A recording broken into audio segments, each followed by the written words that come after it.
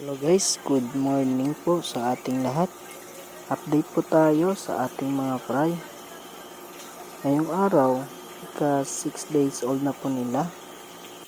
And ngayong araw din po, nagkaroon po dito sa amin ng power interruption.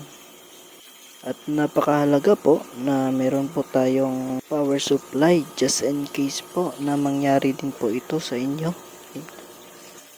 Mas mabuti po na meron po kayong generator.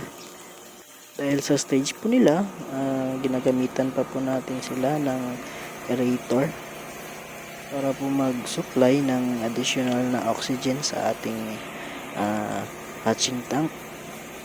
Pag wala pong aerator, possible po na magkaka-short yung oxygen sa ating mga tank na pwedeng maging dahilan po na pagkamatay ng ating mga alaga. Kaya mas maganda po talaga na mag-provide po tayo ng generator para sa ating hatchery. Ngayong araw din po, paubos na po yung ating Tubipex. So nag-order po ako kanina.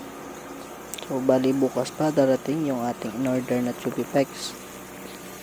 Pagkadating po ng ating Tubipex, ititreat po natin agad ito para naman may makain agad ang ating mga alaga. So yun lamang po ang gusto kong i-share sa inyo ngayong araw. And bukas, ika day 7 na po nila, bali 1 week na po yun. I-update ko po kayo bukas sa ating mga fry. Yun lamang po at maraming salamat.